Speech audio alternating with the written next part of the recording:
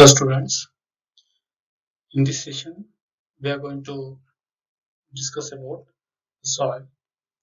Soil is a thin layer on Earth's surface that is capable of supporting life and consists of four components. Those are minerals, organic materials, water and air. ಮಣ್ಣು ಭೂಮಿಯ ಮೇಲಿರುವಂತಹ ಒಂದು ತೆಳುವಾದ ಪದರ. ಅದು ಭೂಮಿಯ ಮೇಲಿರುವಂತಹ ಜೀವಿಗಳನ್ನ ಪೋಷಣೆ ಮಾಡುತ್ತದೆ. ಇದರಲ್ಲಿರುವಂತಹ ಮುಖ್ಯವಾದಂತಹ ನಾಲ್ಕು ಘಟಕಗಳು ಖನಿಜಗಳು, ಜೈವಿಕ ವಸ್ತುಗಳು, ನೀರು ಮತ್ತು ಗಾಳಿ. Soil is at the interface between atmosphere and lithosphere. ಮಣ್ಣು ಶಿಲಾಗೋಳ ಮತ್ತು ವಾಯುಗೋಳದ ನಡುವೆ ಒಂದು ಸಂಪರ್ಕದ ಕೊಂಡಿಯಾಗಿ ಇದು ವರ್ತಿಸುತ್ತದೆ. Soil can be defined as a complex medium consisting of inorganic materials such as sand, silt, and clay minerals, organic matter like living and dead, water and air, variously organized and subject to dynamic processes and interactions. Soil can be defined as a complex medium. ಮಣ್ಣನ್ನ ಒಂದು ಸಂಕೀರ್ಣವಾದ ಮಾಧ್ಯಮ ಅಂತ ಅದನ್ನ define ಮಾಡಬಹುದು, ಅದನ್ನ ವ್ಯಾಖ್ಯಾನಿಸಬಹುದು. ಇದು ಮುಖ್ಯವಾಗಿ ಇನ್ಆರ್ಗ್ಯಾನಿಕ್ ಮೆಟೀರಿಯಲ್ಸ್ ನ ಹೊಂದಿರ್ತದೆ, ಅಂದ್ರೆ ಜೈವಿಕ ವಸ್ತುಗಳು, ಅಂದ್ರೆ ಮರಳಿಗಿಂತ ಸಣ್ಣ ಕಣಗಳನ್ನು ಹೊಂದಿರುವಂತಹ ಸಿಲ್ಟ್ ಅಂತ ಕರೀತೀವಿ, ಉಸುಗು ಮಣ್ಣು. ಅದಕ್ಕಿಂತ ಸಣ್ಣ ಕಣಗಳನ್ನ ಹೊಂದಿರೋದು ಕ್ಲೇ ಅಂತ ಕರೀತಾರೆ. ಅದಲ್ಲದೆ ಆರ್ಗ್ಯಾನಿಕ್ ಮ್ಯಾಟರ್ ಅಂದ್ರೆ ಜೈವಿಕ ವಸ್ತುಗಳು, ಸತ್ತಿರ್ಬೋದು ಅಥವಾ ಜೀವಂತವಾಗಿರ್ಬೋದು, ನೀರು ಮತ್ತು ಗಾಳಿ, ಇವೆಲ್ಲವೂ ವೇರಿಯಸ್ಲಿ ಆರ್ಗನೈಸ್ಡ್, ಬೇರೆ ಬೇರೆ ರೀತಿಯಲ್ಲಿ ಇದನ್ನ ಜೋಡಿಸಲಾಗಿತ್ತು, ಬೇರೆ ಬೇರೆ ರೀತಿಯಲ್ಲಿ ಇದು ಜೋಡಣೆಯನ್ನ ಹೊಂದಿರ್ತದೆ ಮತ್ತು ಚಲನಶೀಲ ಪ್ರಕ್ರಿಯೆಗೆ ಮತ್ತು ಸಂಸರ್ಗಕ್ಕೆ ಇದು ಒಳಗಾಗ್ತಾ ಇರ್ತದೆ. ಇದನ್ನೇ ನಾವು ಮಣ್ಣು ಅಂತ ಕರಿತೀವಿ. ಸಾಯಿಲ್ ಡೆವಲಪ್ಮೆಂಟ್ ಮಾಡೋಣ. ಮಣ್ಣಿನ ಬೆಳವಣಿಗೆ. With the exposure of rock to a new environment following an outflow of lava, an upliftment of sediments, recession of a water body, or the retreat of a glacier, a soil begins to form. ಮಣ್ಣು ಹೇಗೆ development ಆಗ್ತದೆ, ಮಣ್ಣು ಯಾವ ರೀತಿ ಬೆಳವಣಿಗೆ ಹೊಂದುತ್ತದೆ ಅಂತಂದ್ರೆ, with the exposure of a rock to a new environment, ಒಂದು ಹೊಸ ಪರಿಸರಕ್ಕೆ ಒಂದು ಶಿಲೆ ಒಡ್ಡುವಿಕೆ ಆದಾಗ, ಒಂದು ಶಿಲೆ ಅದರ ಸಂಪರ್ಕಕ್ಕೆ ಬಂದಾಗ, ಹೊಸ ಎನ್ವಿರಾನ್ಮೆಂಟ್ ಸಂಪರ್ಕಕ್ಕೆ ಬಂದಾಗ, ಅಂದ್ರೆ ಯಾವ ಉದಾಹರಣೆಗೆ ಅಂದ್ರೆ ಹೊಸದಾಗಿ ಆಗ ಆ ಲಾವಾರಸ ಹರಿದಾಗ ಅದು ತಂಪಾಗ್ತದೆ, ತಂಪಾಗಿ ಹೊಸ ಶಿಲೆ ನಿರ್ಮಾಣ ಆಗ್ತದೆ, ಅದು ಹೊಸ ಪರಿಸರಕ್ಕೆ ಎಕ್ಸ್ಪೋಸ್ ಆಗ್ತದೆ. An upliftment of sediments, ಶಿಲಾಚೂರುಗಳು ಮೇಲಕ್ಕೆ ಎತ್ತಲ್ಪಟ್ಟಾಗ, recession of a water body, ಒಂದು ಜಲ ನೀರಿನಿಂದ ಕೂಡಿರುವಂತಹ ಪ್ರದೇಶ ನೀರು ಖಾಲಿ ಆದಾಗ ಅದೇನಾಗ್ತದೆ, ತಳಭಾಗ ಹೊಸ ಪರಿಸರಕ್ಕೆ ಒಳಗಾಗ್ತದೆ. ಮತ್ತು ರಿಟ್ರೀಟ್ ಆಫ್ ಗ್ಲೇಷಿಯರ್ಸ್, ಹಿಮ ನದಿಗಳು ಹಿಂತೆಗೆತಾಗೋದು. ಹಿಮ ನದಿಗಳಿಂದ ಒಂದು ಪ್ರದೇಶ ಆವರಿಸ್ಕೊಂಡಿರ್ತದೆ ಅಂತ ಇಟ್ಕೊಳ್ಳೋಣ. ಆ ಹಿಮ ನದಿ ಕರೆದಾಗ ಅದೇನಾಗುತ್ತೆ, ಗ್ಲೇಷಿಯರ್ ರಿಟ್ರೀಟ್ ಆಯ್ತು ಅಂತ, ಹಿಮ ನದಿ ಹಿಂದಕ್ಕೆ ಹೋಯ್ತು ಅಂತ. ಸೊ ಹಿಮ ನದಿ ಹಿಂದಕ್ಕೆ ಹೋದಾಗ ಹೊಸ ಪ್ರದೇಶ, ಅದ್ರ ಕೆಳಗಡೆ ಇದ್ದಂತಹ ಪ್ರದೇಶ ಹೊಸ ಪರಿಸರಕ್ಕೆ ಒಳಗಾಗ್ತದೆ. ಸೊ ಈ ಎಲ್ಲಾ ಸನ್ನಿವೇಶಗಳಲ್ಲಿ ಏನಾಗ್ತದೆ, ಮಣ್ಣು ಉತ್ಪತ್ತಿ ಆಗ್ಲಿಕ್ಕೆ ಅಥವಾ ಮಣ್ಣು ಬೆಳವಣಿಗೆ ಹೊಂದಲಿಕ್ಕೆ ಶುರು ಆಗ್ತದೆ. Soils develop at the interface between processes in the atmosphere, lithosphere and biosphere. ಈ ಮಣ್ಣಿನ ಬೆಳವಣಿಗೆಯ ಪ್ರಕ್ರಿಯೆ ಇದೆಯಲ್ಲ, ಇದು ವಾಯುಗೋಳ, ಶಿಲಾಗೋಳ ಮತ್ತು ಜೀವಗೋಳ, ಈ ಮೂರು ಗೋಳಗಳ ಒಂದು ಪರಸ್ಪರ ಕ್ರಿಯೆಯಿಂದ ಈ ಮಣ್ಣು ಬೆಳವಣಿಗೆಯನ್ನ ಹೊಂದುತ್ತದೆ. ಸೊ ಸಾಯಿಲ್ ಡೆವಲಪ್ಮೆಂಟ್ಗೆ ಯಾವ್ಯಾವ ಫ್ಯಾಕ್ಟರ್ಸ್, ಯಾವ್ಯಾವ ಅಂಶಗಳು ಪ್ರಭಾವ ಬೀರ್ತವೆ ಅನ್ನೋದನ್ನ factors that influence soil development. So first factor is the climate. In the climate, temperature and precipitations are the most important factors. So, ವಾಯುಗುಣ ವಾಯುಗುಣ ಅತಿ ಮುಖ್ಯವಾದ ಪ್ರಭಾವವನ್ನು ಬೀರುವಂತಹ ವಾಯುಗುಣವು ಮಣ್ಣಿನ ಬೆಳವಣಿಗೆಯ ಮೇಲೆ ಪ್ರಭಾವ ಬೀರುವಂತಹ ಅತಿ ಮುಖ್ಯವಾದಂತಹ ಅಂಶ. ಈ ವಾಯುಗುಣದಲ್ಲಿ ಅದರಲ್ಲೂ ಮುಖ್ಯವಾಗಿ ಉಷ್ಣಾಂಶ ಮತ್ತು ವೃಷ್ಟಿ, ಪ್ರೆಸಿಪಿಟೇಷನ್ ಅಂತ ಕರಿತೀವಿ. ವೃಷ್ಟಿ ಅಂತಂದ್ರೆ ಮಳೆ ಇರ್ಬೋದು, ಮಂಜಿರ್ಬೋದು, ಹಿಮ ಇರ್ಬೋದು. ಈ ರೀತಿ ಹಲವಾರು ರೀತಿಯಲ್ಲಿ ನೀರು ಭೂಮಿಯ ಮೇಲೆ ಬರೋದನ್ನ ವೃಷ್ಟಿ ಅಂತ ಕರಿತೀವಿ. ಸೊ ಉಷ್ಣಾಂಶ ಮತ್ತು ವೃಷ್ಟಿ ಮಣ್ಣಿನ ಬೆಳವಣಿಗೆ ಮೇಲೆ ಪ್ರಮುಖವಾದಂತಹ ಪರಿಣಾಮವನ್ನ ಬೀರ್ತವೆ. ಎರಡನೇ ಅಂಶ ಏನಪ್ಪಾ ಅಂದ್ರೆ organisms. Second factor is organisms, plants and animals that live in and on the soil, including humans. ಮಣ್ಣಿನಲ್ಲಿ ಜೀವಿಸುವಂತಹ, ಮಣ್ಣಿನ ಮೇಲಿರುವಂತಹ ಅಥವಾ ಮಣ್ಣಿನ ಒಳಗಡೆ ಇರುವಂತಹ ಸಸ್ಯಗಳು ಮತ್ತು ಪ್ರಾಣಿಗಳು, ಅದರಲ್ಲೂ ಮುಖ್ಯವಾಗಿ ಅದರಲ್ಲೂ ಕೂಡ ಮನುಷ್ಯನು ಸಹ ಸೇರ್ಕೊಂಡಿರ್ತಾನೆ. ಮನುಷ್ಯನನ್ನು ಒಳಗೂಡಿ ಸಸ್ಯಗಳು ಮತ್ತು ಪ್ರಾಣಿಗಳು, ಈ ಜೀವಿಗಳ ಸಸ್ಯಗಳು ಮತ್ತು ಪ್ರಾಣಿಗಳು ಮಣ್ಣಿನ ಬೆಳವಣಿಗೆ ಮೇಲೆ ಪ್ರಮುಖವಾದಂತಹ ಪರಿಣಾಮವನ್ನು ಬೀರ್ತವೆ. Relief. Third factor is relief. The slope of the land surface and the direction that the slope faces towards the sun. So slope, ಭೂಮಿ ಮೇಲ್ಮೈಯನ್ನು ನೋಡಿದಾಗ ನಾವು ವಿವಿಧ ಭೂಸ್ವರೂಪಗಳು ಸ್ಲೋಪ್ ಅನ್ನ ಹೊಂದಿರ್ತವೆ, ಇಳಿಜಾರನ್ನ ಹೊಂದಿರ್ತವೆ. ಸೊ ಇಳಿಜಾರಿನ ಆಧಾರದ ಮೇಲೆ ಸಹ ತೀವ್ರವಾದಂತಹ ಇಳಿಜಾರಿದ್ದಾಗ, if the slope is very steep, the development of soil will recede or in slow motion. Okay, if the slope is very lean, then the soil development will be, the rate of the soil development will be higher. So ಮಣ್ಣಿನ ಭೂಸ್ವರೂಪದ ಇಳಿಜಾರು ಸಹ ಮಣ್ಣಿನ ಬೆಳವಣಿಗೆ ಮೇಲೆ ಪ್ರಭಾವವನ್ನು ಬೀರ್ತದೆ. ಇಳಿಜಾರು ತುಂಬಾ ತೀವ್ರವಾಗಿದ್ದಾಗ, ತುಂಬಾ ಇಳಿಜಾರಿದ್ದಾಗ, ಈ ತರ ಇಳಿಜಾರಿದ್ದಾಗ ಮಣ್ಣಿನ ಬೆಳವಣಿಗೆ ಕಡಿಮೆ. ಓಕೆ, ಅದೇ ಇಳಿಜಾರು ಸಮತಟ್ಟಾಗಿದ್ದಾಗ ಅದರ ಆ ಪ್ರದೇಶದಲ್ಲಿ ಮಣ್ಣು ಹೆಚ್ಚಾಗಿ ಪ್ರಭಾವವನ್ನು ಬೀರಿ ಮಣ್ಣು ಹೆಚ್ಚು ಬೆಳವಣಿಗೆ ಆಗಲಿಕ್ಕೆ ಶುರುವಾಗ್ತದೆ. ಸೊ ಇದಲ್ಲದೆ ಸೂರ್ಯನಿಗೆ ಎದುರಾಗಿರುವಂತಹ ಇಳಿಜಾರು ಬರ್ತದೆ, ಸೂರ್ಯನಿಗೆ ವಿರುದ್ಧವಾಗಿರುವಂತಹ ಇಳಿಜಾರು ಸಹ ಇರ್ತದೆ. ಸೊ ಉತ್ತರಾರ್ಧಗೋಳದಲ್ಲಿ ಉದಾಹರಣೆ ತಗೊಳ್ಳೋಣ. ಉತ್ತರಾರ್ಧಗೋಳದಲ್ಲಿ ಇರುವಂತಹ ಪರ್ವತಗಳು ಅಂದ್ರೆ ಈಗ 23.5 ಡಿಗ್ರಿಗಿಂತ ಉತ್ತರಕ್ಕಿರುವಂತಹ ಏನು ಪರ್ವತಗಳಿದ್ದಾವೆ, ಅವುಗಳ ಉತ್ತರದ ಇಳಿಜಾರಿದೆಯಲ್ಲ, ಆ ಉತ್ತರದ ಇಳಿಜಾರಿನ ಮೇಲೆ ಸೂರ್ಯನ ಕಿರಣಗಳು ಯಾವುದೇ ಕಾರಣಕ್ಕೂ ಯಾವ ಕಾಲದಲ್ಲೂ ಸಹ ಬೀಳೋದಿಲ್ಲ. ಯಾಕಪ್ಪ ಅಂತಂದ್ರೆ ಅದು ಸೂರ್ಯನ ಕಿರಣಗಳಿಗೆ ವಿರುದ್ಧ ದಿಕ್ಕಿನಲ್ಲಿ ಇರ್ತದೆ. ಸೊ ಹಾಗಾಗಿ ಅದರ ದಕ್ಷಿಣ ಇಳಿಜಾರಲ್ಲಿ ಮಾತ್ರ ಯಾವಾಗಲೂ ಸೂರ್ಯನ ಕಿರಣಗಳು ಬೀಳ್ತವೆ. In the northern hemisphere, the mountains located beyond the 23.5 degree latitudes, the northern slopes of those mountains will never get a sunlight because the angle doesn't face towards the sun. So the southern slope always get the sunshine, and northern slope will not get the sunlight. It is vice versa if we take the southern hemisphere mountains. Okay, so ದಕ್ಷಿಣಾರ್ಧಗೋಳದಲ್ಲಿರುವಂತಹ ಪರ್ವತಗಳು ಇದಕ್ಕೆ ವಿರುದ್ಧವಾದಂತಹ ಲಕ್ಷಣಗಳನ್ನ ನಾವು ನೋಡಬಹುದು. ಎಲ್ಲಿ ಸೂರ್ಯನ ಕಿರಣಗಳು ಬೀಳ್ತಾವೋ ಅಲ್ಲಿ ಹೆಚ್ಚಾಗಿ ಮಣ್ಣಿನ ಬೆಳವಣಿಗೆ ಆಗೋದನ್ನು ನೋಡಬಹುದು. ಎಲ್ಲಿ ಸೂರ್ಯನ ಕಿರಣಗಳು ಬೀಳಲ್ವೋ ಅಲ್ಲಿ ಮಣ್ಣಿನ ಬೆಳವಣಿಗೆ ಕಡಿಮೆ ಆಗ್ತದೆ. ಓಕೆ, ಯಾಕಂತಂದ್ರೆ ಸೂರ್ಯನ ಕಿರಣಗಳು ಬಿದ್ದಾಗ ಶಿಲೆ ಏನಾಗ್ತದೆ, ಒಡೆದು ಚೂರು ಆಗ್ತದೆ. ಸೊ ಅದನ್ನೇನಂತ ಕರಿತೀವಿ, ಶೀತಲೀಕರಣ ಅಂತ ಕರಿತೀವಿ. So weathering happens when the sunlight falls on the rocks. So because of the expansion and decreasing of the repeated expansion and decreasing of the rocks, it will tear apart and become small rock particles. So this is how the soil develops.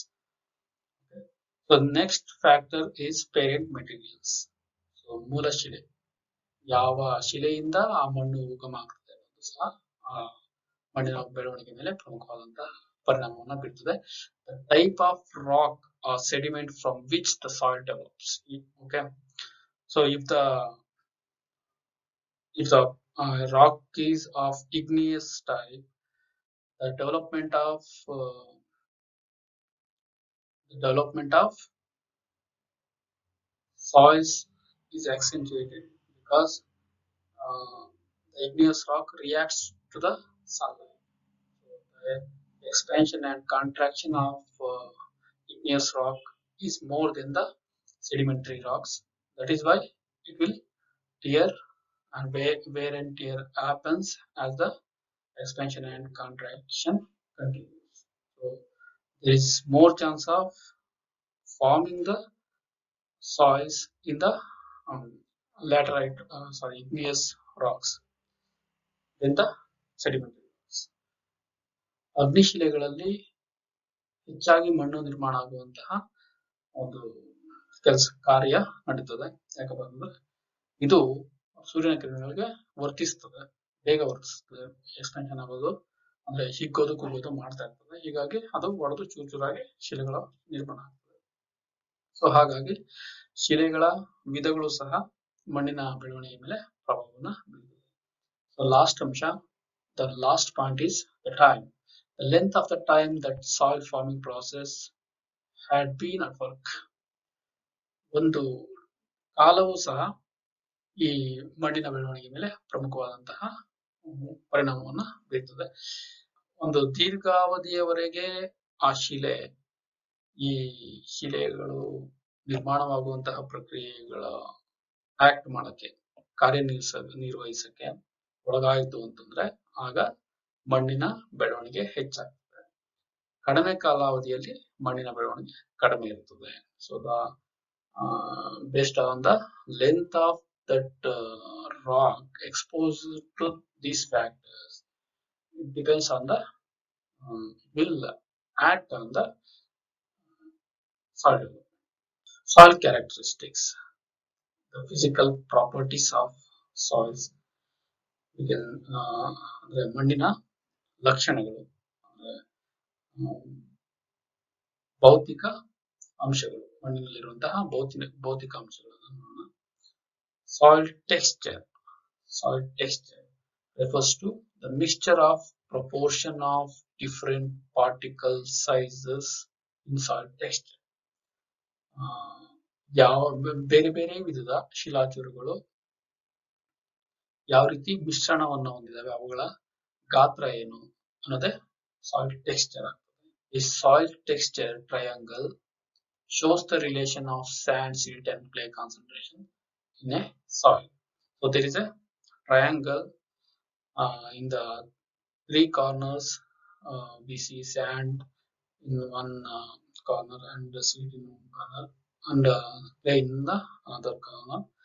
These three types of materials will form different types of rocks. That diagram can be seen here. So this is called as soil texture.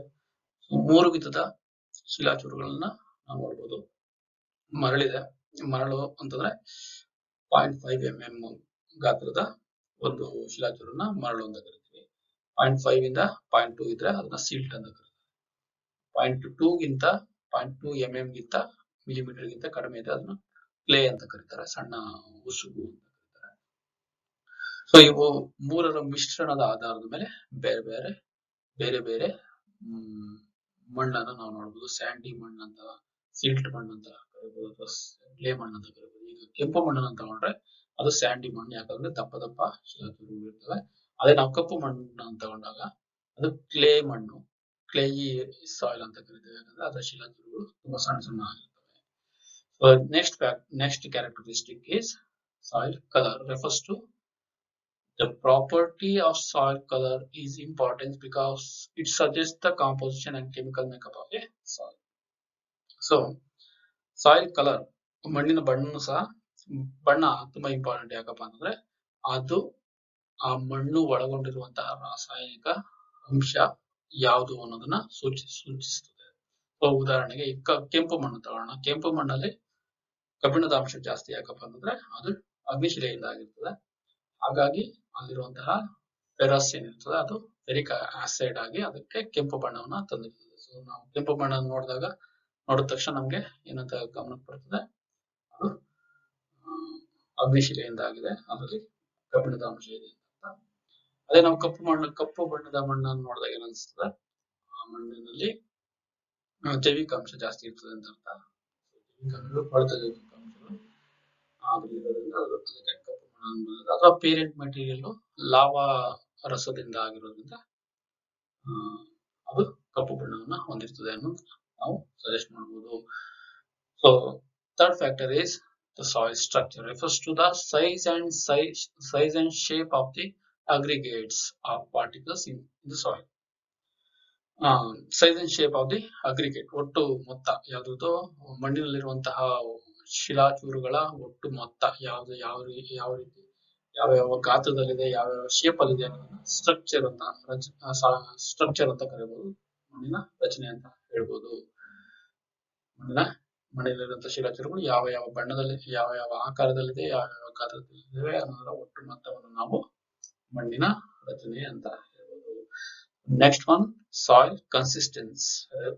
This reflects a soil's resistance to breaking and manipulation under varying moisture conditions. ನೀರು ಮಣ್ಣಿನಲ್ಲಿ ಇರೋದು ಅಥವಾ ಬೀಳೋದು ಅದರ ಆಧಾರದ ಮೇಲೆ ಮಣ್ಣು ಯಾವ ರೀತಿ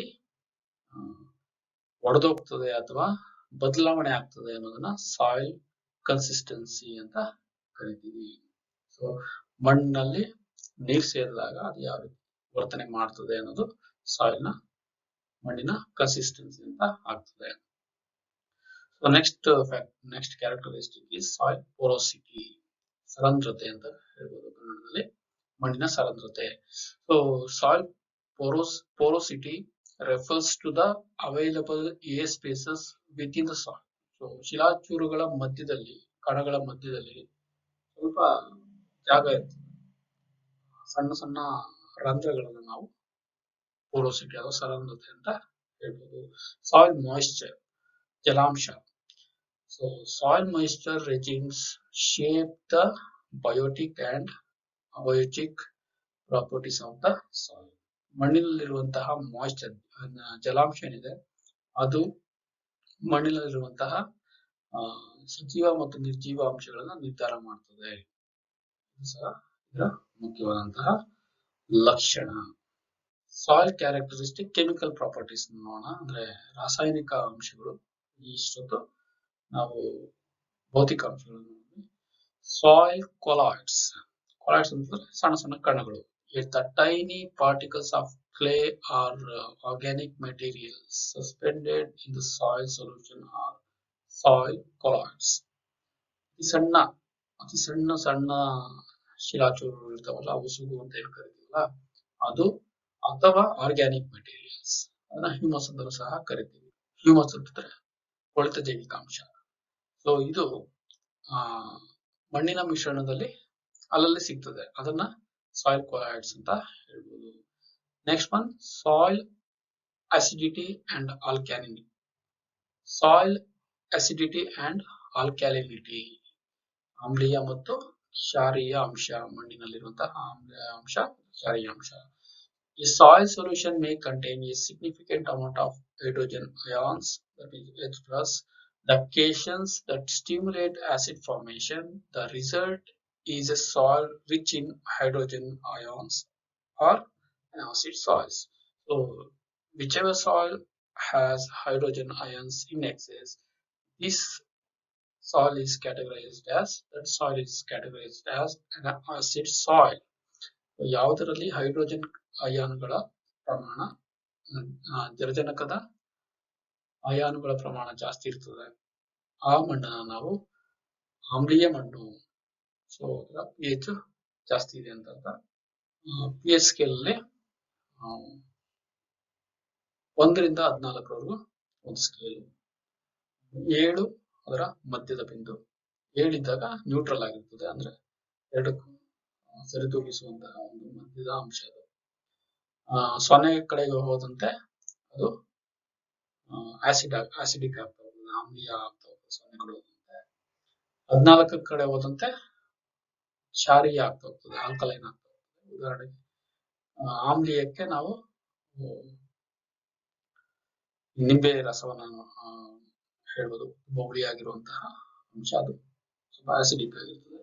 ಅದೇ ನಾವು ರಕ್ತದ ಒಂದು ಟೆಸ್ಟ್ ನೋಡಿದಾಗ ಅದು ಕ್ಷಾರೀಯ ಆಗಿರ್ತದೆ. ಓಕೆ, ಸೊ ಮಣ್ಣಿನಲ್ಲಿ ಈ ಎರಡು ಅಂಶಗಳನ್ನ ನಾವು ಗಮನಿಸ್ತೀವಿ.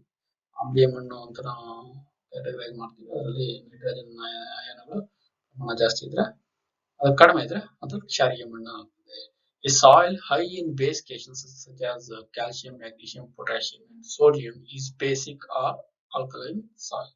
ಯಾವ ಮಣ್ಣಲ್ಲಿ ಕ್ಯಾಲ್ಸಿಯಂ, ಮ್ಯಾಗ್ನೀಷಿಯಂ, ಪೊಟ್ಯಾಷಿಯಂ ಮತ್ತು ಸೋಡಿಯಂ ಹೆಚ್ಚಾಗಿರ್ತದೆ ಅದನ್ನ ನಾವು ಕ್ಷಾರೀಯ ಮಣ್ಣು ಅಂತ ಕರಿತೀವಿ. Such acidity and alkalinity is expressed on this scale. Nutrients vital for soil productivity. ಮಣ್ಣಿನ ಉತ್ಪಾದಕತೆಯನ್ನು ನಿರ್ಧರಿಸುವಂತಹ ನ್ಯೂಟ್ರಿಯೆಂಟ್ಸ್, ಪೋಷಕಾಂಶಗಳು. The vast majority of nutrients is in the top 10 centimeter of soil right below the surface. ಭೂಮಿಯ ಮಣ್ಣಿನ ಮೇಲ್ಪದರದ 10 centimetre ಇದೆಯಲ್ಲ, ಅದರಲ್ಲಿ ಅತಿ ಹೆಚ್ಚು ಪ್ರಮಾಣದ ಪೋಷಕಾಂಶಗಳನ್ನ ನಾವು ನೋಡ್ತೀವಿ. ಅದಾದ್ಮೇಲೆ the additional nutrients can be added to soils as fertilizers, adding nitrogen, phosphorus and potassium. So ಇದರ ಹೊರತುಪಡಿಸಿ ಮೇಲೆ ಇರುವಂತಹ 10 ಸೆಂಟಿಮೀಟರ್ ಮೇಲೆ ಇರುವಂತಹ ಫಲವತ್ತಾದಂತಹ ಭಾಗವನ್ನು ಹೊರತುಪಡಿಸಿ ನಾವು ಮಣ್ಣಿಗೆ ರಸಗೊಬ್ಬರದ ಮುಖಾಂತರ ಕೆಲವೊಂದು ಅಂಶಗಳನ್ನ ಆಡ್ ಮಾಡ್ತೀವಿ. ಸಾರಜನಕ, ಫಾಸ್ಫರಸ್ ಮತ್ತು ಪೊಟ್ಯಾಷಿಯಂ, ರಂಜಕ ಇವನ್ನೆಲ್ಲ ಆಡ್ ಮಾಡ್ತೀವಿ. ಸೊ ನಾವು ಫರ್ಟಿಲೈಸರ್ ಅಲ್ಲಿ ನೋಡಬಹುದು NPK ಅಂತ ಇರ್ತದೆ, ಅದನ್ನ ಆಡ್ ಮಾಡಿ ಅದರ ಫಲವತ್ತತೆಯನ್ನು ನಾವು ಹೆಚ್ಚಿಸಬಹುದು. These nutrients are often lacking in soils. ಈ NPK ಇದೆಯಲ್ಲ, ಇದು ಮಣ್ಣಲ್ಲಿ ಕೆಲವೊಂದು ಸಂದರ್ಭದಲ್ಲಿ ಇರೋದಿಲ್ಲ. ಹೆಚ್ಚಿನ ಸಂದರ್ಭದಲ್ಲಿ ಈ NPK ಇರೋದಿಲ್ಲ. ಅಲ್ಯೂವಿಯಂ ಸಾಯಿಲ್ ಅಂತ ಏನ್ ಕರಿತೀವಿ, ಮೆಕ್ಕಲು ಮಣ್ಣಿಗೆ ಮಾತ್ರ ಇವುಗಳ ಪ್ರಮಾಣ ಇರೋದು ನೋಡ್ತೀವಿ. ಉಳಿದ ಎಲ್ಲಾ ಮಣ್ಣುಗಳಲ್ಲೂ ಸಹ ಈ ಅಂಶಗಳು ಕಡಿಮೆ ಇರುತ್ತವೆ. ಹಾಗಾಗಿ ಈ ಅಂಶಗಳು ಕಡಿಮೆ ಇದ್ದ ಕಡೆ ಪ್ರೊಡಕ್ಟಿವಿಟಿ ಕಡಿಮೆ ಆಗ್ತದೆ, ಅಂದ್ರೆ ಉತ್ಪಾದಕತೆ ಕಡಿಮೆ ಆಗ್ತದೆ ಎಲ್ಲಿ NPK ಅಂಶಗಳು ಕಡಿಮೆ ಇದ್ದಾಗ. Calcium, magnesium, iron, zinc and sulfur are other important soil nutrients that are required to the productivity of soils. Calcium, magnesium, ಕಬ್ಬಿಣ, ಜಿಂಕ್ ಮತ್ತು ಸಲ್ಫರ್, ಗಂಧಕ, ಈ ಅಂಶಗಳು ಸಹ ಮಣ್ಣಿನ ಫಲವತ್ತತೆಗೆ ಕಾರಣವಾಗಿರುವಂತಹ ಅಂಶಗಳು ಸಹ ಬೇಕು. So organic matter in a soil, this is called as humus. The organic fraction of soils contains living plants and animals and dead plants and animals in various stages of decay. So this is called as humus. So whatever the organic component present in the soils are classified as humus. So they may be dead or alive. Dead in the sense they are decomposing at various stages. So ಮಣ್ಣಿನಲ್ಲಿ ಜೈವಿಕಾಂಶಗಳು ಸಹ ಇರ್ತವೆ, ಕೊಳೆತಂತಹ ಸ್ಥಿತಿಯಲ್ಲಿ ಇರ್ಬೋದು ಅಥವಾ ಜೀವಿಸಿರುವಂತಹ ಸ್ಥಿತಿಯಲ್ಲಾದ್ರೂ ಇರ್ಬೋದು. ಈ ಜೈವಿಕಾಂಶಗಳನ್ನ ಒಟ್ಟಾಗಿ ನಾವು ಹ್ಯೂಮಸ್ ಅಂತ ಕರಿತೀವಿ, ಉಳಿದ ಜೈವಿಕಾಂಶ ಅಂತ ಕನ್ನಡದಲ್ಲಿ ಹೇಳ್ತಾರೆ. ಸೊ ಇದು ಮಣ್ಣಿನಲ್ಲಿ ಫಲವತ್ತತೆಯನ್ನ ಆಡ್ ಮಾಡುವಂತಹ ಒಂದು ಅಂಶ. So though the organic content is rather low in soils, typically 5%, it plays a vital role in soil health. ಮಣ್ಣಿನಲ್ಲಿ ಈ ಆರ್ಗ್ಯಾನಿಕ್ ಜೈವಿಕಾಂಶಗಳ ಪ್ರಮಾಣ ತುಂಬಾ ಕಡಿಮೆ ಇದೆ, ಅಂದ್ರೆ 5% ಅಷ್ಟು ಬರ್ತದೆ ಅಷ್ಟೇ. ಸೊ 5% ಅಷ್ಟು ಇದ್ರೂ ಸಹ ಇದು ಅದರ ಫಲವತ್ತತೆಯಲ್ಲಿ ಪ್ರಮುಖವಾದಂತಹ ಪಾತ್ರವನ್ನು ವಹಿಸ್ತದೆ. Organic matter binds soil together. ಅದು ಆರ್ಗ್ಯಾನಿಕ್ ಮ್ಯಾಟರ್ ಏನ್ ಮಾಡ್ತದೆ, ಮಣ್ಣಿನ ಕಣಗಳನ್ನ ಒಟ್ಟಾಗಿರಿಸುತ್ತೆ ಮಾಡ್ತದೆ. ಬಾಂಡ್ಸ್ ನ್ಯೂಟ್ರಿಯೆಂಟ್ಸ್, ಪೋಷಕಾಂಶಗಳನ್ನ ಒಟ್ಟುಗೂಡಿಸ್ತದೆ. Nutrients vital for health. So ಆರೋಗ್ಯಕ್ಕೆ ಬೇಕಾಗಿರುವಂತಹ ಪೋಷಕಾಂಶಗಳನ್ನ ರಿಸೈಕಲ್ ಮಾಡ್ತಾ ಹೋಗ್ತದೆ, ಅದನ್ನ ಆವರ್ತನೆ ಮಾಡ್ತಾ ಹೋಗ್ತದೆ. And serves as N energy source for organisms. ಜೀವಿಗಳಿಗೆ ಶಕ್ತಿಯ ಒಂದು ಮೂಲವಾಗಿ ಇದು ಕೆಲಸ ಮಾಡ್ತದೆ. Soil profile. Soils are described by the characteristics of their soil profile. ಮಣ್ಣನ್ನು ನಾವು ಅದರ ಲಕ್ಷಣಗಳ ಆಧಾರದ ಮೇಲೆ ನಾವು ವಿಂಗಡಣೆ ಮಾಡೋದನ್ನ ನಾವು ಸಾಯಿಲ್ ಪ್ರೊಫೈಲ್ ಅಂತ ಕರಿತೀವಿ, ಮಣ್ಣಿನ ಅಡ್ಡ ರಚನೆ ಅಂತ. This consists of a vertical section through the soil from the ground surface down to the parent material. ಮೇಲಿಂದ ಕೆಳಕ್ಕೆ ನಾವು ಅಗದಾಗ ಪಾರ್ಶ್ವ ನೋಟ ಇದೆಯಲ್ಲ, ಅದನ್ನ ನಾವು ಸಾಯಿಲ್ ಪ್ರೊಫೈಲ್ ಅಂತ ಕರಿತೀವಿ. ಸೊ ಬೇರೆ ಬೇರೆ ಬಣ್ಣದಲ್ಲಿ ಇರ್ತದೆ. It contains various colours arranged in several layers. So it is made up of series of it is made up of a series of distinctive horizontal layers known as soil horizons. So the different layers present in the soil profiles are called as soil horizons. ಮಣ್ಣಿನಲ್ಲಿರುವಂತಹ ವಿವಿಧ ಪದರಗಳನ್ನ ನಾವು soil ಹರೈಸನ್ ಅಂತ ಕರಿತೀವಿ. So ನೀವು ಈ ಚಿತ್ರದಲ್ಲಿ ನೋಡಬಹುದು, ಮೊದಲ ಪದರ ಆರ್ಗ್ಯಾನಿಕ್ ಓ ಪದರ ಅಂತ ಕರಿತೀವಿ, ಆರ್ಗ್ಯಾನಿಕ್ ಹರೈಸನ್. ಸೊ ಅದು ಯಾಕಪ್ಪ ಅಂತಂದ್ರೆ ಅಲ್ಲಿ ಜೈವಿಕಾಂಶ ಇರ್ತದೆ, ಹ್ಯೂಮಸ್ ಇರ್ತದೆ. ಆಮೇಲೆ ಸಸ್ಯಗಳು ಬೆಳೆದಿರ್ತಾವ, ಅವುಗಳ ಎಲೆಗಳು ಬಿದ್ದಾಗ, ಕೊಂಬೆಗಳು ಬಿದ್ದಾಗ ಎಲ್ಲ ಸಸ್ಯಗಳ ಪ್ರಾಣಿಗಳು ಸತ್ತಾಗ ಸತ್ತಂತಹ ಪ್ರಾಣಿಗಳು ಮಣ್ಣಿನ ಮೇಲ್ಪದರದಲ್ಲಿ ಬೀಳ್ತವೆ, ಅದು ಕೊಳಿತಾ ಹೋಗ್ತದೆ, ಆ ಕೊಳಿತಾಂಶ ಮೇಲ್ಪದರಕ್ಕೆ ಸೇರ್ಕೋತದೆ. ಸೊ ನೆಕ್ಸ್ಟ್ ಪದರ ಎ ಪದರ, ಅದು ಮಿನರಲ್ ಹರೈಸನ್, ಮಿನರಲ್ ಮೆಟೀರಿಯಲ್ಸ್ ಇರ್ತದೆ. ಅದರಲ್ಲಿ ನಾವು ಖನಿಜಾಂಶಗಳನ್ನ ನೋಡಬಹುದು, ಬೇರೆ ಬೇರೆ ಫೆರಸ್ ಇತ್ಯಾದಿ ಇತ್ಯಾದಿ ನೋಡಬಹುದು. ಸೊ ನೆಕ್ಸ್ಟ್ ಪದರ ಈ ಪದರ. So this is mineral horizon depleted in clay because of the leaching ಅಂತ ಕರೀತಾರೆ. ಮಳೆ ಬಿದ್ದಾಗ ನೀರು ಒಳಗಡೆ ಮಣ್ಣಲ್ಲಿ ಇಂಗ್ತಾ ಹೋಗ್ತದೆ. ಇಂಗೋ ಜೊತೆಗೆ ಆ ನೀರಿನ ಜೊತೆಗೆ ಈ ಅಲ್ಲಿರುವಂತಹ ಖನಿಜಗಳನ್ನ ತನ್ನ ಜೊತೆಗೆ ಕರಗಿಸ್ಕೊಂಡು ತಳಭಾಗಕ್ಕೆ ತಗೊಂಡೋಗ್ತದೆ. ಇದನ್ನ ತೊಳಸುವಿಕೆ ಅಂತ ಕರಿತೀವಿ, ಲೀಚಿಂಗ್ ಅಂತ ಕರಿತೀವಿ. ಮೇಲ್ಭಾಗದಿಂದ ಇದು ತೊಳಸ್ಕೊಂಡು ತಳಭಾಗಕ್ಕೆ ಆ ಜೈವಿಕಾಂಶಗಳನ್ನ ಅಥವಾ ಆ ಮಿನರಲ್ಸ್ ಗಳನ್ನ ಕೆಳಭಾಗಕ್ಕೆ ತಗೊಂಡೋಗ್ತದೆ. ಇದನ್ನ ಎಲಿವೇಶನ್ ಅಂತ ಕರೀತಾರೆ. ಇಲ್ಲಿ ತೊಳಸೋದನ್ನ ಮೇಲ್ಗಡೆ ತಗೊಳೋದನ್ನ ತಗೊಂಡೋಗಿ ಕೆಳಗಡೆ ಪದರಕ್ಕೆ ತಗೊಂಡೋಗ್ತದೆ. ಇದನ್ನ ಎಲಿವೇಶನ್ ಅಂತ ಕರೀತಾರೆ. ಸೊ ಪಿ ಹರೈಸನ್, ಇದು ತೊಳಸಲ್ಪಟ್ಟಂತಹ ಅಂಶ ಎಲ್ಲ ಅಲ್ಲಿ ಡೆಪಾಸಿಟ್ ಆಗಿರ್ತದೆ. So this layer is called as P mineral horizon. So unconsolidated layer is called as C layer, ಮೂರನೇ ಲೇಯರ್. ಅಲ್ಲಿ ಈ ಬೆಡ್ ರಾಕ್ ಅಂದ್ರೆ ಪೇರೆಂಟ್ ಮೆಟೀರಿಯಲ್ ಮಣ್ಣಿನಿಂದ ಶಿಲೆಗಳಿಂದ ಮಣ್ಣು ನಿರ್ಮಾಣ ಆಗುವಂತ ಕ್ರಿಯೆ ಅಲ್ಲಿ ನಡೀತಾ ಇರ್ತದೆ. ಎಲ್ಲ ಶಿಲೆಗಳು ಚೂರಾಗಿ ದಪ್ಪ ದಪ್ಪ ಶಿಲಾಚೂರುಗಳು ಅಲ್ಲಿ ನೋಡ್ತೀವಿ. ಅದು ಇನ್ನೂ ಸ್ವಲ್ಪ ವರ್ಷಗಳು, ಒಂದೊಂದು 1000 ವರ್ಷಗಳಾದ ಆಗ್ತಾ ಇರ್ತದೆ. ಆ ದಪ್ಪ ದಪ್ಪ ಶಿಲಾಚೂರುಗಳು ಸಣ್ಣ ಸಣ್ಣ ಆಗ್ತಾ ಮಣ್ಣು ಬೆಳವಣಿಗೆ ಆಗ್ತದೆ. ಲಾಸ್ಟ್ ಲೇಯರ್ ಅನ್ನು ನಾವು ಬೆಡ್ ರಾಕ್ ಅಂತ ಕರಿತೀವಿ, ಮೂಲ ಶಿಲೆ, ಆ ಬೆಡ್ ರಾಕ್ ಶಿಲೆ. ಓಕೆ, ಸೊ ನಾವು ಸಾಯಿಲ್ ಫಾರ್ಮಿಂಗ್ ರೆಜಿಮ್ಸ್ ಅನ್ನು ನೋಡೋಣ. ಮಣ್ಣು ಉತ್ಪಾದನೆ ಆಗುವಂತಹ ವಾಯುಗುಣಗಳು ಅಥವಾ ಮಣ್ಣು ಉತ್ಪಾದನೆ ಆಗುವಂತಹ ವಿಧಗಳ ಆಧಾರದ ಮೇಲೆ ಪ್ರದೇಶಗಳನ್ನ ನಾವು ನೋಡಬಹುದು. The process of soil formation called pedogenesis takes place over hundreds of thousands of years. ಮಣ್ಣಿನ ಉತ್ಪಾದನಾ ಪ್ರಕ್ರಿಯೆಯನ್ನು ನಾವು ಪೆಡೋಜೆನಿಸಿಸ್ ಅಂತ ಕರಿತೀವಿ. ಮಣ್ಣು ಉತ್ಪಾದನಾ ಕ್ರಿಯೆ ಅಂತ ಪೆಡೋಜೆನಿಸಿಸ್. ಪೆಡೋ ಅಂತಂದ್ರೆ ಮಣ್ಣು, ಜೆನೆಸಿಸ್ ಅಂತಂದ್ರೆ ಉಂಟಾಗುವುದು. ಇದು ಉಂಟಾಗ್ಲಿಕ್ಕೆ 100 ರಿಂದ 1000 ವರ್ಷಗಳು ತಗೊಳುತ್ತೆ. Soil forming regimes which vary mainly because of differences in climate and vegetation.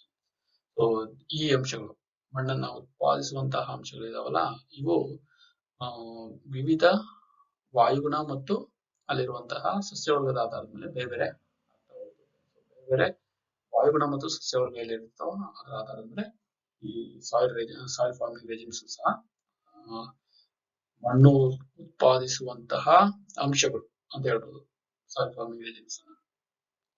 Climate differences produce 4 primary soil forming regimes, that is lateralization, fossilization, calcification and claying.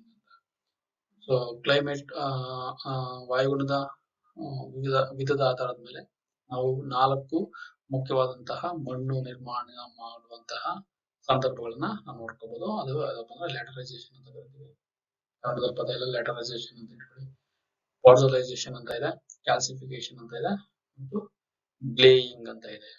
So ಲ್ಯಾಟರೈಸೇಷನ್ ಅಂತಂದ್ರೆ ಈ ಚಿತ್ರದಲ್ಲಿ ನೋಡ್ಬೋದು.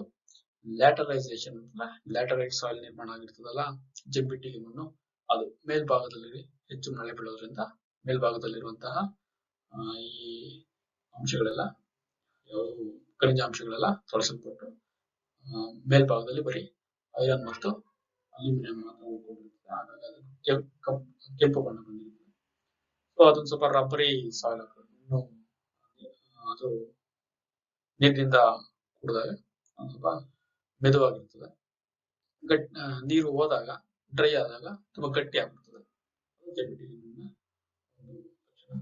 ಸೊ ಹೆಚ್ಚು ಮಳೆ ಬೀಳೋದು, ಹೆಚ್ಚು ಉಷ್ಣಾಂಶ ಇರುವಂತಹ ಪ್ರದೇಶದಲ್ಲಿ ಲ್ಯಾಟರೈಸೇಷನ್ ಆಗ್ತದೆ. ಸೊ ಲ್ಯಾಟರೈಟಿಕ್ ಸಾಯಿಲ್ಸ್ ಡೆವಲಪ್ ಆಗ್ತದೆ. ಎರಡನೇದು ಪಾರ್ಸಲೈಸೇಷನ್. ಸೊ ಎಲ್ಲಿ ಕಡಿಮೆ ಉಷ್ಣಾಂಶ ಇರ್ತದೆ, ಪಾರ್ಸಲೈಸೇಷನ್ ಆಗುವಂತಹ ಪ್ರಕ್ರಿಯೆ ಎಲ್ಲ ಬಂದ್ರೆ ಟೈಗಾ ಕಾಡಿದೆಯಲ್ಲ, ಟೈಗಾ ಕಾಡಿನ ಪ್ರದೇಶದಲ್ಲಿ ಕಂಡು ಬರುವಂತಹ ಮಣ್ಣು ಪಾಡ್ಸಾಲ್ ಮಣ್ಣು ಅಂತ ಕರೀತಾರೆ. ಪಾಡ್ಸಾಲ್ ಮಣ್ಣು ಯಾಕಪ್ಪ ನಿರ್ಮಾಣ ಆಗ್ತದೆ, ಅದರಲ್ಲಿ ಉಷ್ಣಾಂಶ ಕಡಿಮೆ ಇರುತ್ತದೆ. ಸೊ ಹಾಗಾಗಿ ಪಾಡ್ಸಾಲ್ ಮಣ್ಣು ಬೆಳವಣಿಗೆ ಆಗ್ತದೆ. ಇದನ್ನ ಪಾರ್ಸಲೈಸೇಷನ್ ಅಂತ ಸಹ ಕರೀಬಹುದು.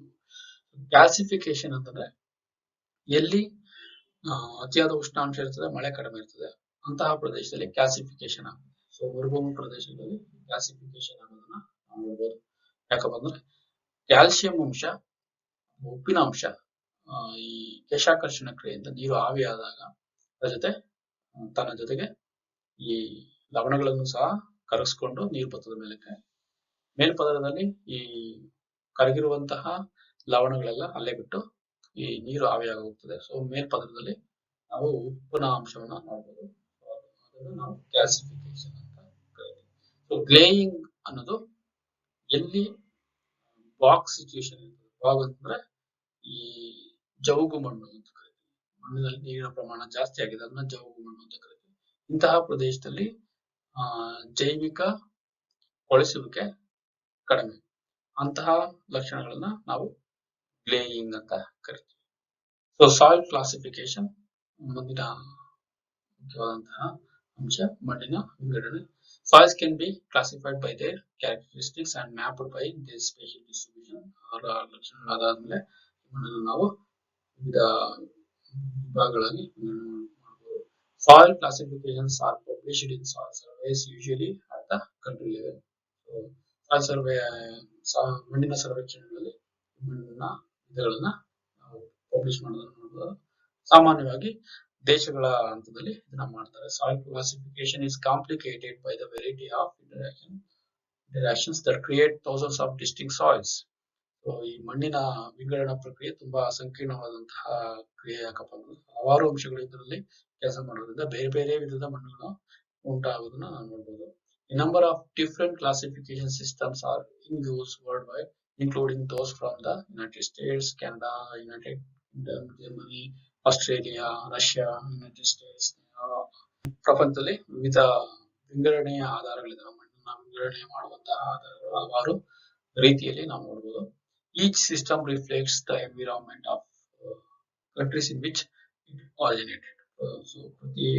ಸೊ ಪ್ರತಿ ಒಂದು ವಿಂಗಡಣೆ ಇದೆ, ಅದು ಅಲ್ಲಿರುವಂತಹ ಪರಿಸರದ ಆಧಾರದ ಮೇಲೆ ಅದನ್ನ ರಚನೆ ಮಾಡಿರ್ತಾರೆ. ನಾವು ನೋಡಿದಾಗ ಈ ಮುಖ್ಯವಾದಂತಹ ಮಣ್ಣಿನ ವಿಂಗಡಣೆ ಯಾವ್ದಪ್ಪ ಅಂತಂದ್ರೆ ಸಾಯಿಲ್ ಟ್ಯಾಕ್ಸಾನಮಿ. ಟ್ಯಾಕ್ಸಾನಮಿ ಅಂತಂದ್ರೆ ವರ್ಗೀಕರಣ ಅಂತ. ಅದು ಯುನೈಟೆಡ್ ಸ್ಟೇಟ್ಸ್, ಅಮೆರಿಕ ಸಂಯುಕ್ತ ಸಂಸ್ಥಾನದವರು ಸಾಯಿಲ್ ಕ್ಲಾಸಿಫಿಕೇಶನ್ ಫಸ್ಟ್ ಮಾಡಿದ್ರು. So was the soil taxonomy was first developed by the NRCS. ಇದು 1975ರಲ್ಲಿ ಡೆವಲಪ್ ಮಾಡ್ತಿದ್ದೀನಿ. ಮತ್ತೆ it was updated frequently. So ಹಾಗಾಗಿ ಅದನ್ನ ಪರಿಷ್ಕರಣೆ ಮಾಡ್ತಾ ಇದ್ದಾರೆ. The basis for the soil taxonomy system is field observation of soil properties and morphology. Appearance, morphology ಅಂತಂದ್ರೆ appearance, form and structure. So ಈ ಮಣ್ಣಿನ ವಿಂಗಡಣೆ ಸಾಯಿಲ್ ಟ್ಯಾಕ್ಸಾನಮಿ ವರ್ಗೀಕರಣ ಇದು ಯಾವ್ದರ ಆಧಾರದ ಮೇಲೆ ಏನ್ ಮಾಡ್ತಾರೆ ಅಂತಂದ್ರೆ ಫೀಲ್ಡ್ ಅಬ್ಸರ್ವೇಷನ್ ಮಣ್ಣನ್ನ ನೋಡೋದು ಹತ್ರನೇ ಹೋಗಿ ನೋಡೋದು ಕ್ಷೇತ್ರ ವೀಕ್ಷಣೆ ಅಂತ ಹೇಳ್ಬೋದು. ಮತ್ತೆ ಅದರಲ್ಲಿರುವಂತಹ ಲಕ್ಷಣಗಳು ಯಾವ ಗುಣಲಕ್ಷಣಗಳು ಹೇಳುದಿಲ್ಲ ಅದು ಅಪಿಯರೆನ್ಸ್ ಮಾಪಾಲಜಿ ಅಂತಂದ್ರೆ ಅದು ಯಾವ ರೀತಿ ಕಂಡು ಬರ್ತದೆ, ಯಾವ ರೀತಿ ಗಾತ್ರವನ್ನು ಹೊಂದಿದೆ, ಯಾವ ರೀತಿ ರಚನೆಯನ್ನ ಹೊಂದಿದೆ ಅನ್ನೋದರ ಮೇಲೆ ಅದನ್ನ ವಿಂಗಡಣೆ ಮಾಡಿದ್ದಾರೆ. Soil scientist use diagnostic soil horizons to group soils into each soil series. ಪರಿಶೀಲನಾ ವಿಧದ ಆಧಾರದ ಮೇಲೆ ಸಾಯಿಲ್ ಹೊರೈಸನ್ ಒಂದು ವಿಧದ ಹಂತವನ್ನ ತಗೊಂಡು ಅದರ ಆಧಾರದ ಮೇಲೆ ಅದು ಇದೆಯೋ ಇಲ್ಲೋ ಅನ್ನೋದನ್ನ ಡಯಾಗ್ನಿಸ್ಟಿಕ್ ಮಾಡಿ ಅದನ್ನ ಪರಿಶೀಲನೆ ಮಾಡಿ ಅದನ್ನ ಗ್ರೂಪ್ ಮಾಡ್ತಾ ಹೋಗ್ತಾರೆ.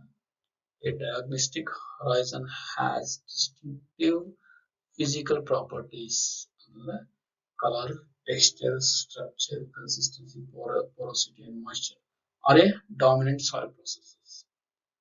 ಡಯಾಗ್ನೋಸ್ಟಿಕ್ ಹೊರೈಸನ್ ನ ಯಾವ ರೀತಿ ತಗೊಳ್ತಾರೆ ಅಂತಂದ್ರೆ ಒಂದು ಲೇಯರ್ ನಾವು ಅದನ್ನ ಅದರ ರೆಫರೆನ್ಸ್ ಆಗಿ ತಗೊಂಡಾಗ ಅದರಲ್ಲಿ ಒಂದು ವಿಶಿಷ್ಟವಾದಂತಹ ಬಣ್ಣ ಇರಬೇಕು, ವಿನ್ಯಾಸ ಇರಬೇಕು, ರಚನೆ ಇರಬೇಕು, ಕನ್ಸಿಸ್ಟೆನ್ಸಿ ಅಂತಂದ್ರೆ ಸ್ಥಿರತೆ ಇರಬೇಕು, ಪೊರಾಸಿಟಿ ಇರಬೇಕು, ಮಾಯಿಶ್ಚರ್ ಇರಬೇಕು, ಅಥವಾ ಒಂದು ಪ್ರಮುಖವಾದಂತಹ ಪ್ರಕ್ರಿಯೆಗೆ ಆ ಮಣ್ಣು ಒಳಗಾಗಿರ್ಬೇಕು. ಅದರ ಆಧಾರದ ಮೇಲೆ ನಾವು ಡಯಾಗ್ನೋಸ್ಟಿಕ್ ಹೊರೈಸನ್ ತಗೊಂಡು ಅದನ್ನ ಪರಿಶೀಲನೆ ಮಾಡಿ ಅದು ಇದೆಯೋ ಇಲ್ಲ ಅನ್ನೋದನ್ನ ಅದಾದ್ಮೇಲೆ ಮಣ್ಣನ್ನ ವಿಂಗಡಣೆ ಮಾಡ್ತಾ ಹೋಗ್ತಾರೆ.